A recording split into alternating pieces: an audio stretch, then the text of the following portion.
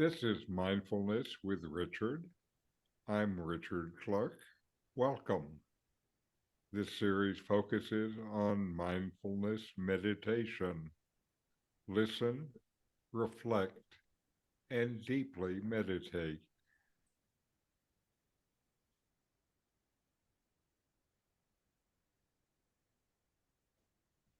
And as you noticed last time, I'm starting now with the talk. I feel like doing it this way is better for the people who are watching the videos on YouTube. And that I gives us our okay. meditation time kind of more concentrated together. So today I'll talk about generosity. And this is one of the 9 essential attitudes of mindfulness as defined by John Kabat-Zinn. They form a foundation for mindfulness, and they are non-judging, patience, beginner's mind, trust, non-striving, acceptance, letting go, gratitude, and generosity. And with this session, I have reviewed all of these essential attitudes. Together, they open your ability to be in the moment, quiet your mind, and deepen your meditation. I've found in my own life that a generous attitude, sharing with others what I have, brings me a kind of internal happiness that is greater than almost anything else. These sessions are one example of this attitude. Generosity is best when it asks for nothing in return. That's why for the last 15 years, I just give it away without asking for money or even gratitude in return. A feeling that helps me in this is a sense of sufficiency, that I have enough, that there is enough. Another is gratitude. I feel like I have received so much from the universe that I want to give some of it back. Generosity is turning away from self centered action and turning our time and attention to the needs of others. It's important also to remember that it can be practiced not just with others, but with yourself. Practice generosity towards yourself by self acceptance. With this, you can receive from yourself and from the universe. You can accept generosity. So, how does this help with meditation? There are several ways. In terms of quieting the mind is noisy because it's continually looking into the world for where it will find happiness.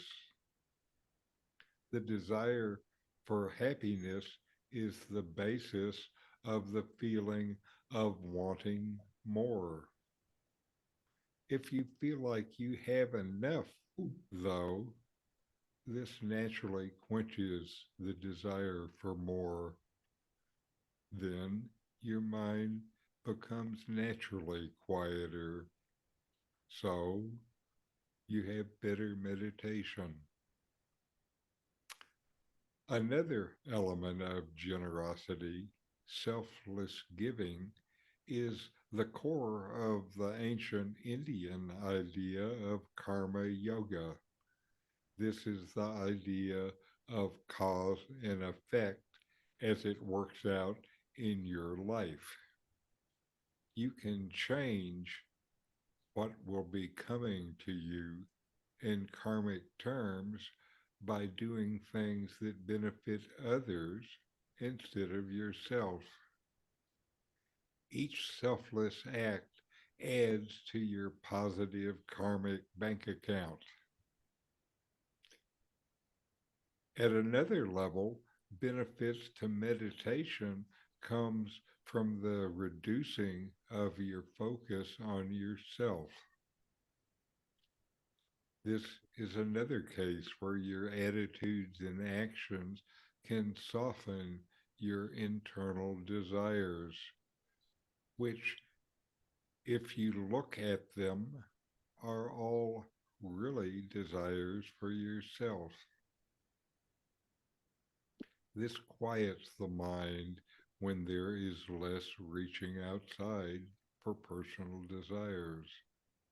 I talked about this a few months ago at LCUUF when I talked about giving. The punchline from this talk was, if you want to be happy, give it away.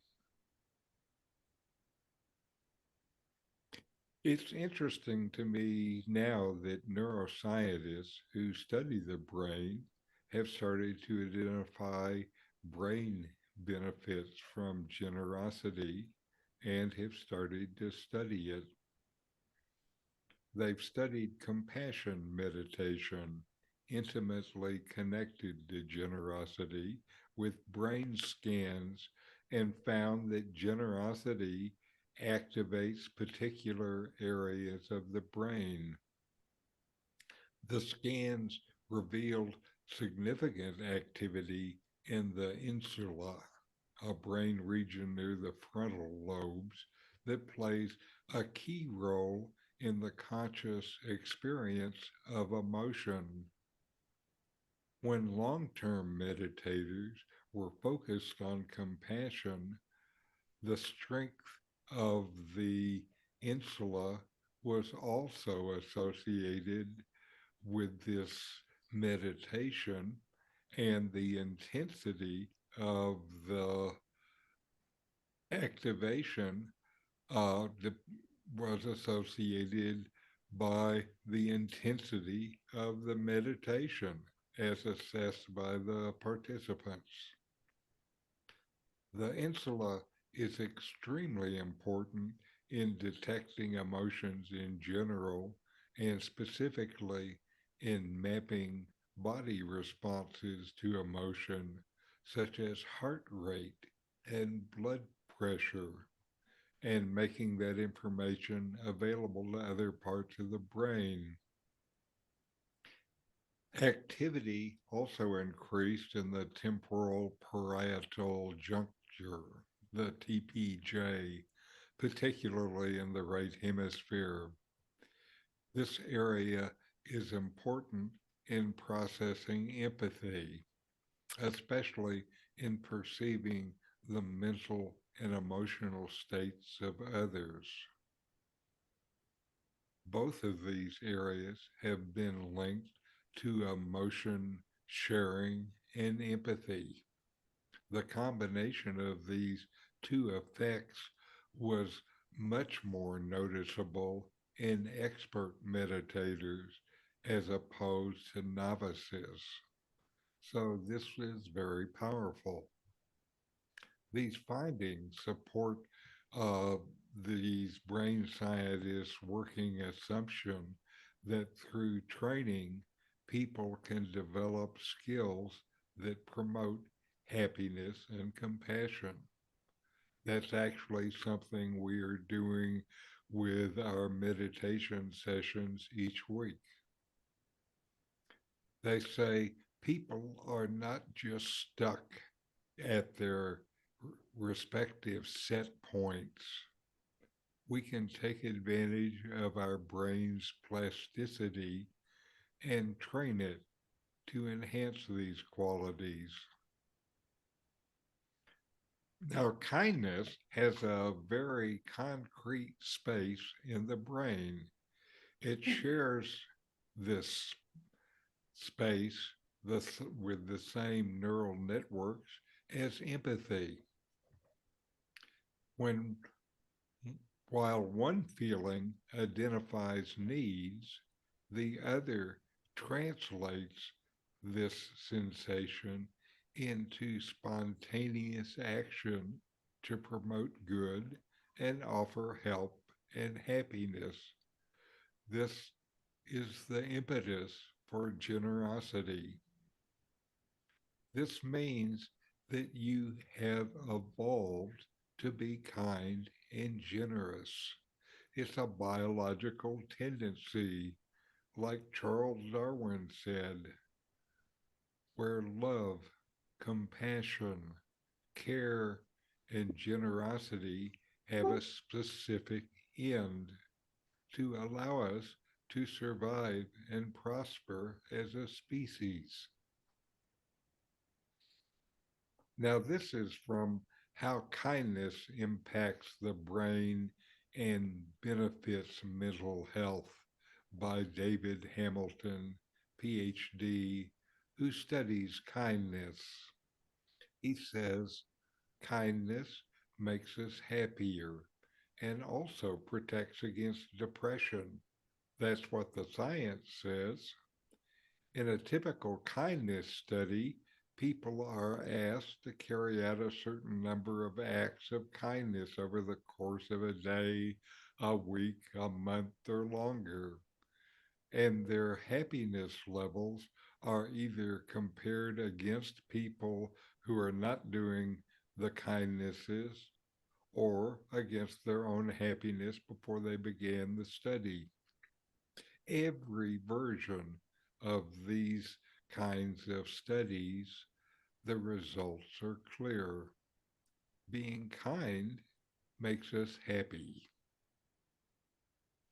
So, why is this so? Why does kindness make us happier and protect our mental health? There are a few reasons. One is that deep in the human psyche is the sense that helping others is the right thing to do. For some, it's spiritual. Kindness aligns us with a deep sense of spiritual purpose. Secondly, helping others simply feels satisfying. For many, no explanation is necessary. It's just the way it is. Kindness feels right and feels good. The end. Now, from a recent Scientific American article, kindness can have unexpectedly positive consequences. It says our work suggests that simply being part of a positive pro social interaction is meaningful beyond whatever it is a person receives. People understand that cupcakes can make folks feel good to be sure. But it turns out that cupcakes given in kindness can make them feel surprisingly good. When someone is thinking primarily about the tasty treat they're giving away, they may not realize that the warmth of that gesture is an extra ingredient that can make the cupcake even sweeter. So, if you want to be happy, give it away freely without expecting anything in return.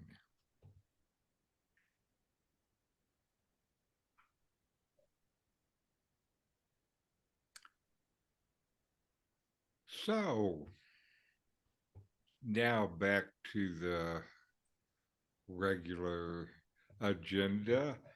How was your meditation last week, Barley? Good, but never as good as this session. I always do best, I think, with everybody else. So, but I'm continuing to work on walking meditation. But you Okay. know what? People are always saying buenos dias. Yes.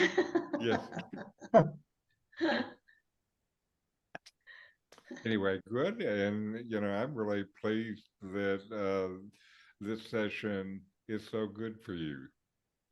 Thank you. And it's still funny that being with people of a like mind, even if it is in this electronic way, is something that feels good to us deeply. Anyway, Yeah. how about you, Doug? I found how can I say it? Meditation has become more integrated into my life. It's not something that no longer something like I have to remind myself to do, or when I go to bed at night, think, oh, hell, I didn't meditate today. It's like every day it's once or twice, actually more frequently now is twice, that I just automatically do it. And if I don't, then I miss it. Cool. But I miss it like right away, not when I go to bed at Oh, night. great. I feel like I should, like I want to meditate. No, So very good. That's outstanding.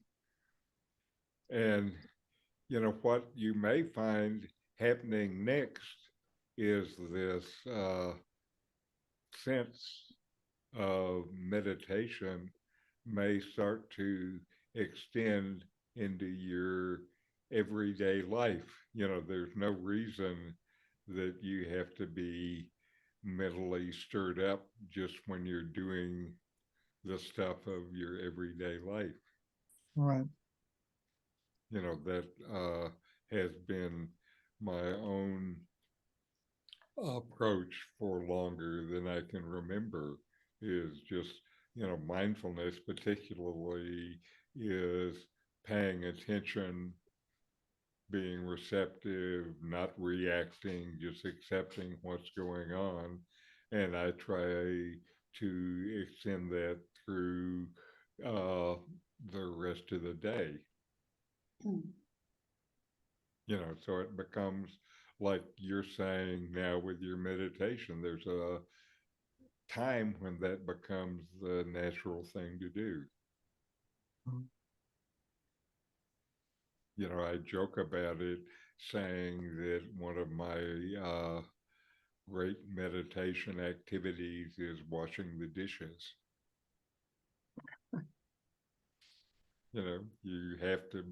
I have to be paying attention when I'm washing the dishes. So anyway, very good. How about you, Richard? How is your meditation? Going good. I have a stationary bike, and yesterday I rode it for 40 minutes, and it was a 40-minute meditation. Oh, very good. It was wonderful.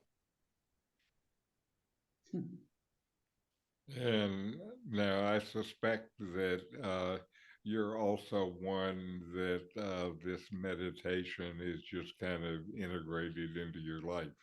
That's right. Yeah. And It's coming home. yes, and it feels good to be home. There's no place like home. Yes. And how about you, Carol? I've had a couple of of extra good meditations this week. You guys know that we meditate with Evelyn and pretty much every afternoon. And what we do is Richard reads from this wonderful, amazing book, and then he chants Om 3 times. And I'm finding that when I chant the Om and do it, I hit the right note and whatever, it really sends me into a state that is very good for meditation. And I usually hold that for the whole time. So Om before and after is good. Anyway, very good. And I'm personally really happy to be part of this meditation community, and the community helps. It supports us all. Okay, so now that we've had all this chat, we have to get to our, I want to say work, but it's not work. And I want to say kind of action, but meditation is finally not anything you do. It's just something that you are, or something like that. I don't really know how to say it. The more you try to do it, the further away from meditation you are. So it's kind of funny about that. So mindfulness is present moment awareness, paying attention on purpose in the present moment, non-judgmentally, fully receive whatever is experienced, then let it go.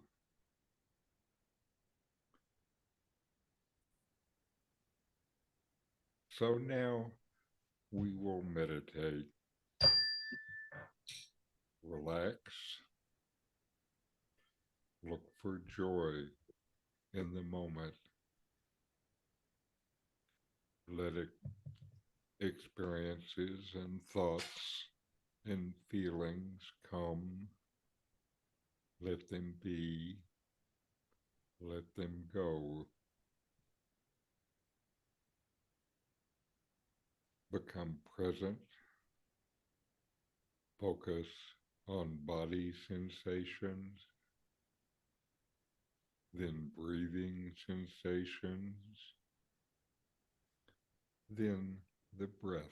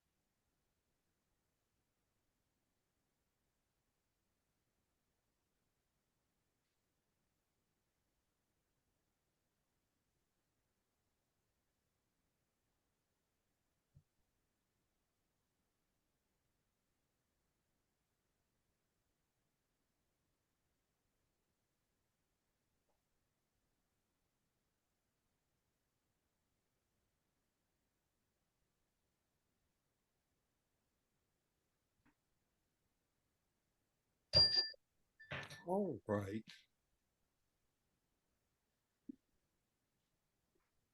And now we have a video about generosity, one of the attitudes of mindfulness.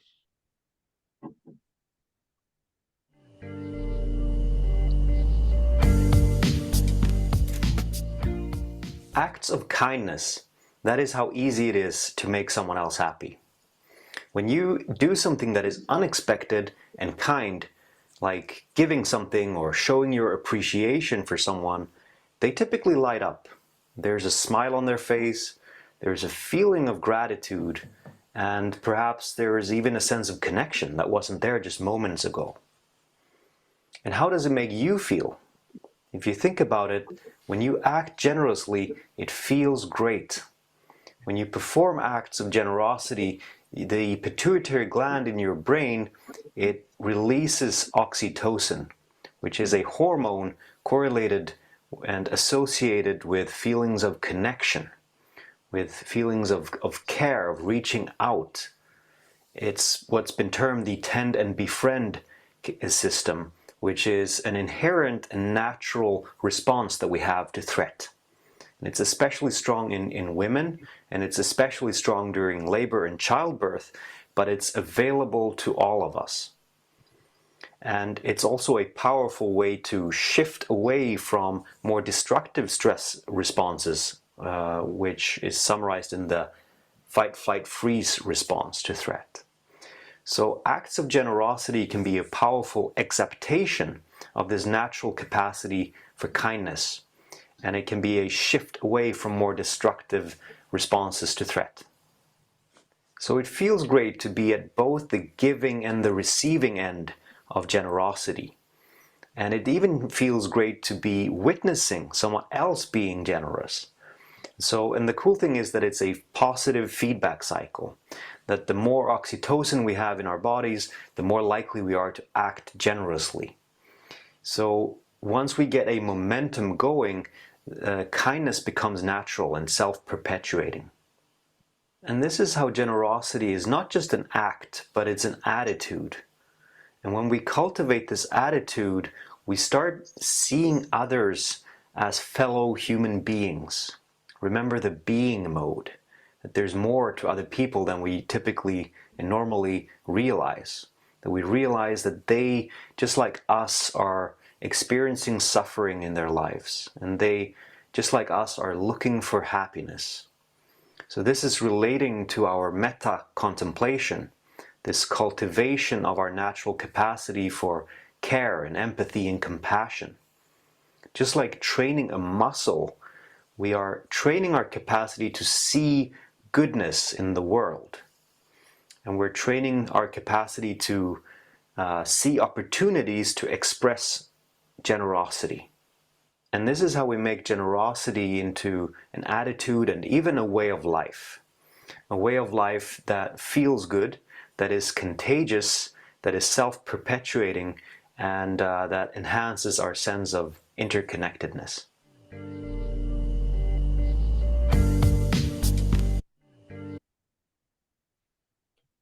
All right. Now we'll have another period of meditation. And during this meditation, pay attention to the instant where your breath starts to change. Notice the pause at the end of the up cycle and the pause at the end of the down cycle, and pay particular attention to these small pauses each time your breath is changing.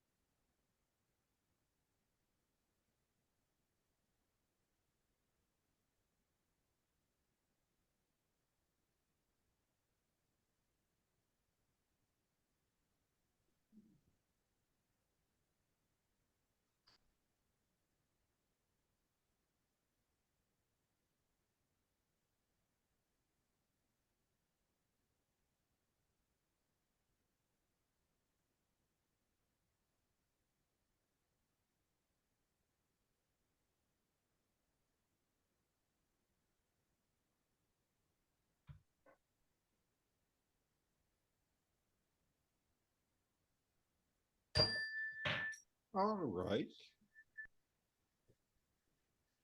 Now for chant.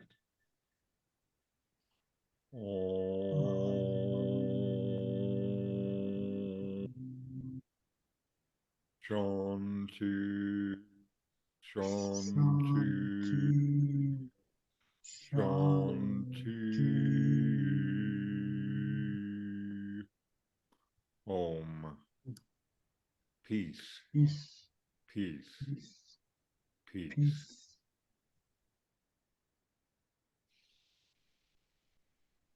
All right.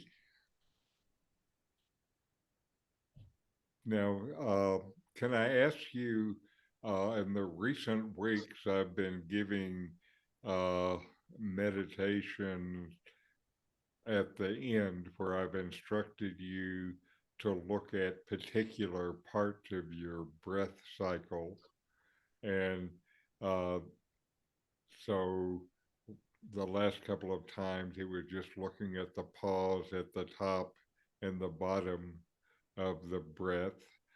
How is that working for you guys? Are you feeling like it's helping your ability to focus? I do. I do. I know that Thich Nhat Hanh has one of the videos we watched that you presented. He also did that, I believe, to concentrate on completely get to the bottom and then to the top. And it brings to mind for me, there was a time where I read an instruction that Ramana Maharshi gave to somebody that was meditating and said at the inhalation, who am I? You get to the top of the breath in the space, I am not he, I am he, I am he. And then the exhalation, I am not the body. Mm.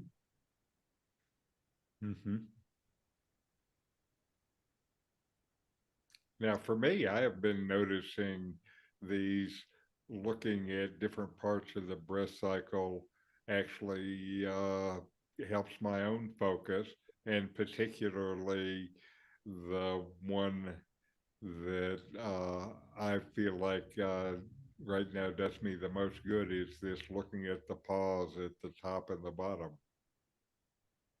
And, you know, what you're supposed to notice after a while of doing this is the breaks where your mind wanders away from the meditation become fewer and fewer and fewer. Because you got more stuff that you got more parts of it that you're paying attention to. Right, right. I think that's it. And so this is a part of actually just training to be able to increase your attention and your focus.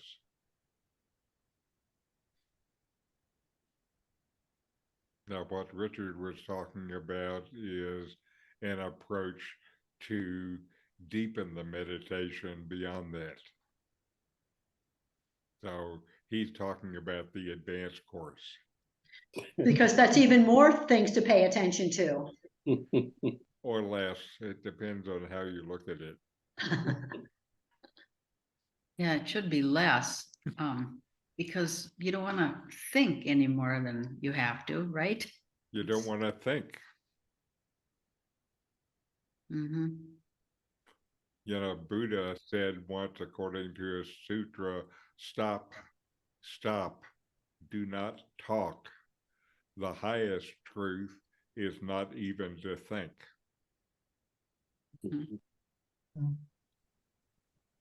I think they were onto something. Anyway, other comments or discussion? Well, we were meditating there. I was thinking of my breath as the water at on the shore, and my in breath was the water coming in, the wave, and then the pause was the wave breaking, and then receding back out. Uh-huh. I love that. What a great image. It was, And did you hear the sounds of the waves too? Did that come into your mind? no, it was Mm. just the motion and then the pause. Mhm. Mm. It was good meditation. Yes. Mm. Now, in the morning when I walk by Lake Chapala in the Christiania Park, there's a wall that's maybe 6 feet high on the edge of the lake, and often there are waves coming in there, and I stop in a good spot and just kind of empty myself and uh, let the waves go through me, Mm. and it's nice. I have that advantage too. I'm about 3 blocks from the lake. And Uh-huh. it's not a Malecone or anything. It's just an end. Yes. Not really a park. It's not very, but you can hear the waves. Yes. Mm. So just stand there and stop. And Yes. This is becoming an ad for a visit to Chapala. Yay. Yeah, you betcha, Richard. We're holding you to that. That's right. That's right. I'll even show you my secret spot. Well, coming together like this, Richard, and what you bring is true generosity. Mhm. Well, it's what makes me happy. Mm. Good. Keep on. Anyway, so very good. We'll see you next week. Thank you, everyone. It's very Thank good you. to get together. Thank you. Namaste. Namaste. Namaste.